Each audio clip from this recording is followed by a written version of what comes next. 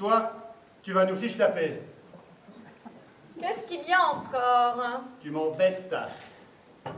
On t'a vendu des pois qui t'embêtent. C'est bien, on voit là assez, je te prie de me fiche la paix. Retour de balle, la petite scène obligée de chaque fois. Ah, Dieu!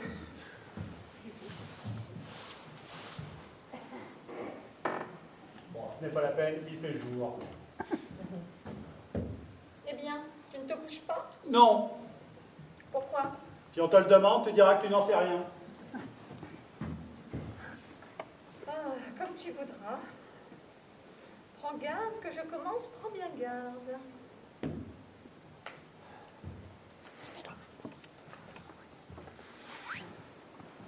Eh bien, tu es satisfaite? À propos de quoi? Dame, tu ne serais pas raisonnable?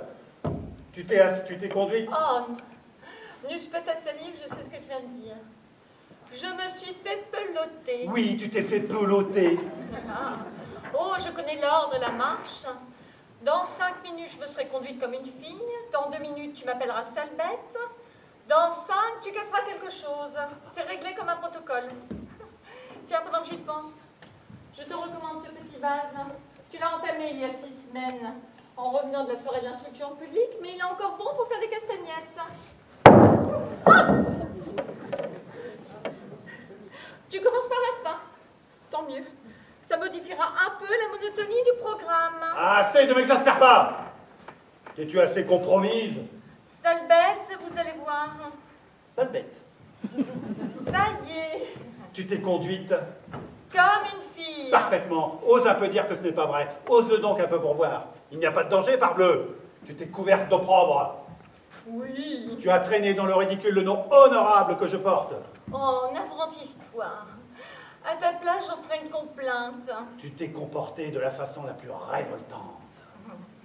Oui, je te dis. Ouais. Et avec un soldat encore. Car à cette heure, tu fais dans le pantalon rouge. Ah, c'est du joli. C'est du propre. À quand le tour de la livrée? Toi,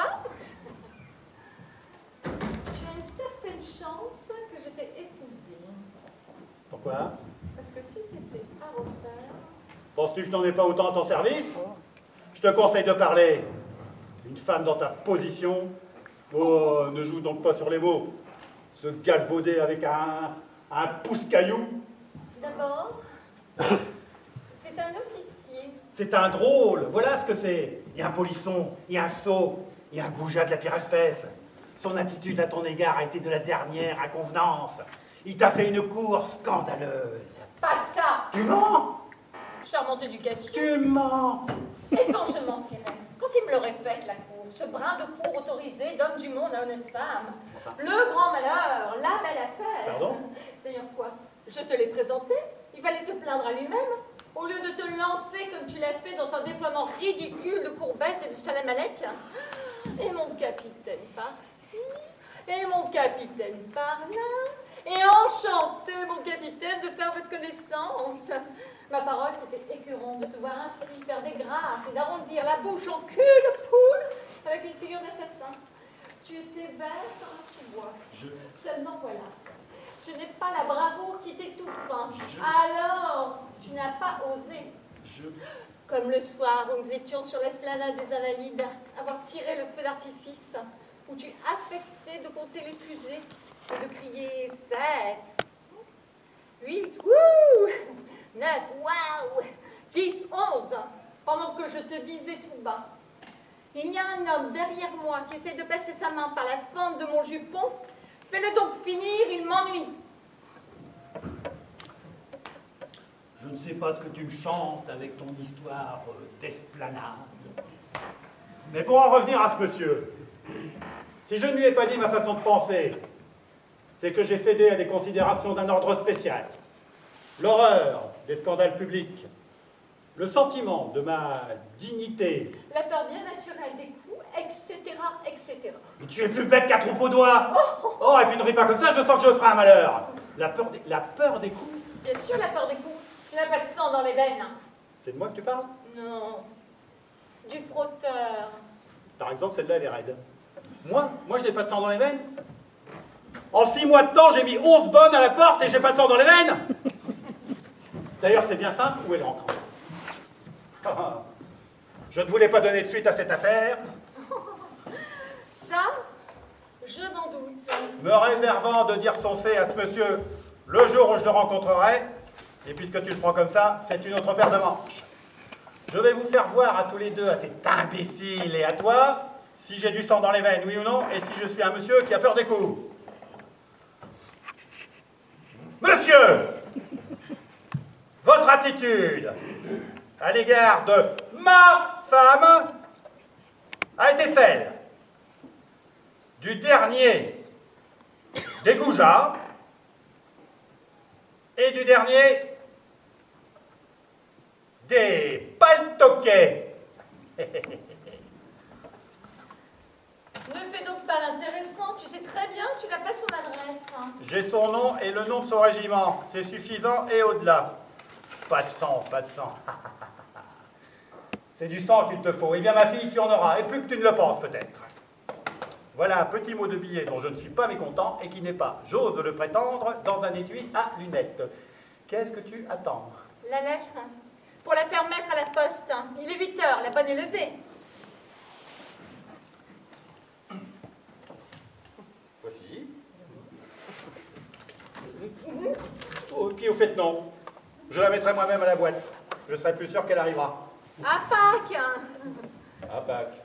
ou à la Trinité, le jour où M. Malbrook rentrera dans le château de ses pères. De l'esprit. Le temps va changer. Il suffit. Tes insinuations en demi-teinte font ce qu'elles peuvent pour être blessantes.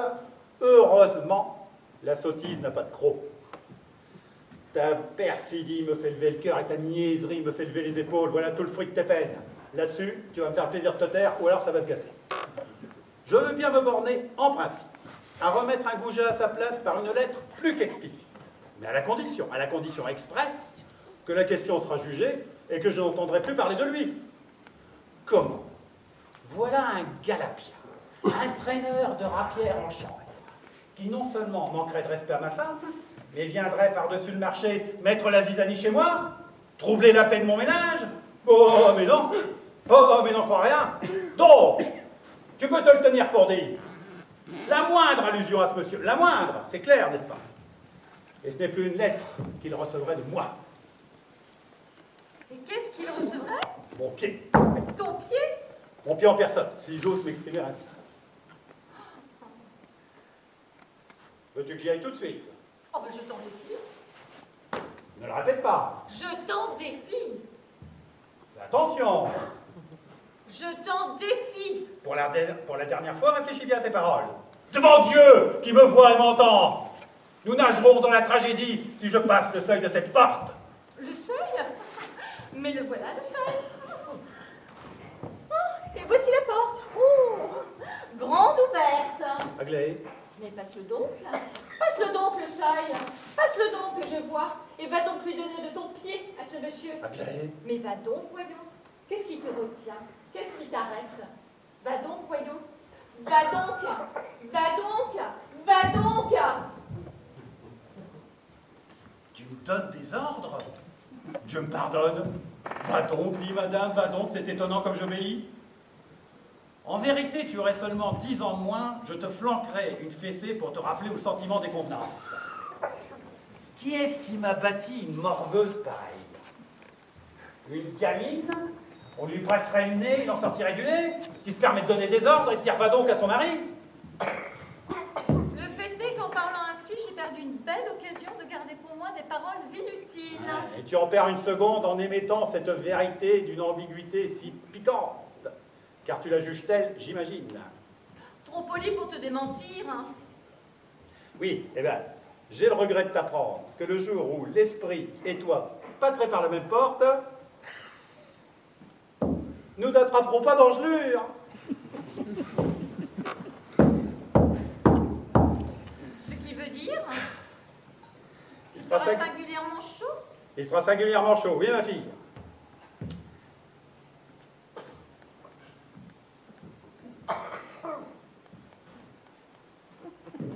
Tu as cru que c'était arrivé? Comment? Tu t'en es pas aperçu que je me moquais de toi? Je l'avoue. Tu ne t'es pas rendu compte que je mystifiais ta candeur? Ma foi, non. Oh, jour de Dieu!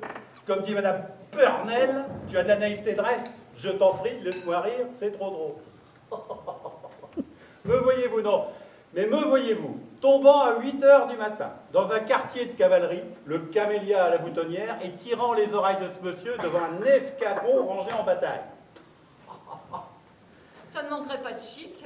Comment donc? Qu'est-ce qui t'empêche de le faire? Rien. Une niaiserie. Enfin quoi? La moindre des choses. Enfin quoi? Moi que rien, je te dis.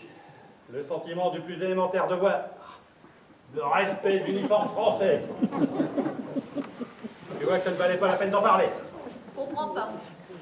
Bien entendu. Un morveux d'officier moutrage. Je ne lui casse pas les reins. Pourquoi? Parce que mon patriotisme, parlant plus haut que ma violence, me crie « Ne fais pas ça, ce serait mal.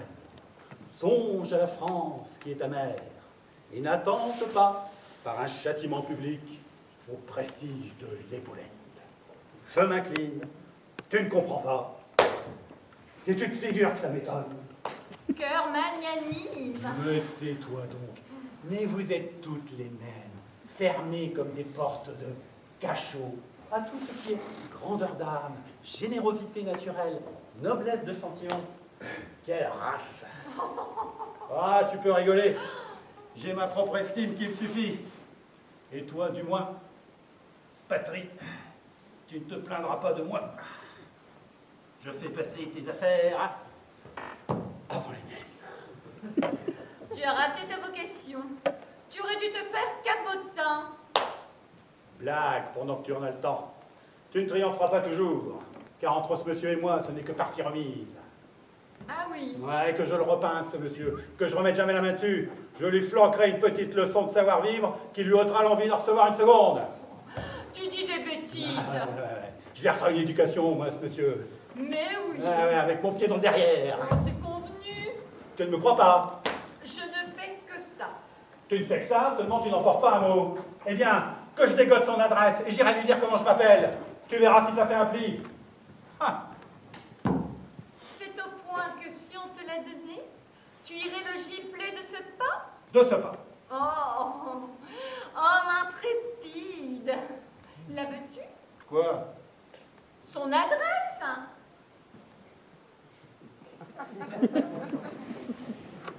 Tu as l'adresse de ce monsieur?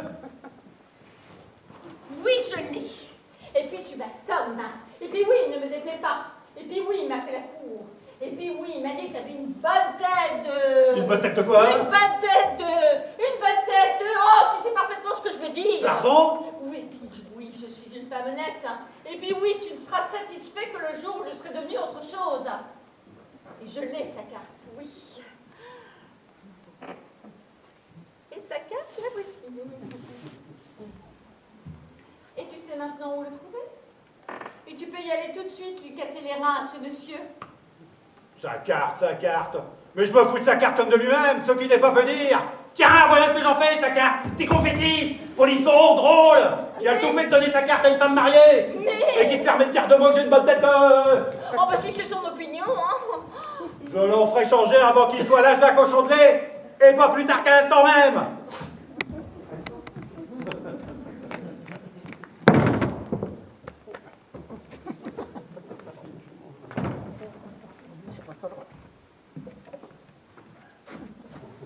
Qu'est-ce que j'ai fait de cette carte? Rue Grange, Batelière, 17. Mon d'achat, je l'ai égaré. Ces choses-là n'arrivent pas à moi. Rue Grange, Batelière, 17. Il y a de la veine que pour la canaille, on a bien raison de le dire. Rue Grange, Batelière, 17. Quoi, rue Grange Batelière? Quoi, rue Grange Batelière? Est-ce que tu vas me raser longtemps avec ta rue Grange Batelière? Et d'abord, qu'est-ce que c'est que ces façons d'élever la voix pendant que je parle et de causer en même temps que moi? Ce monsieur... Ah, je t'y pince. Tu voudrais détourner la question, fine mouche. Moi? Je te prends la main dans le sac, flagrant délit d'impertinence.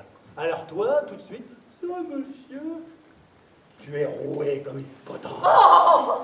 Seulement voilà, ça ne prend pas avec moi ces manies cousues de corde d'appui. Oh! Pas une minute, fais-toi bien cette idée-là. D'ailleurs, tout ça, je sais de qui ça vient.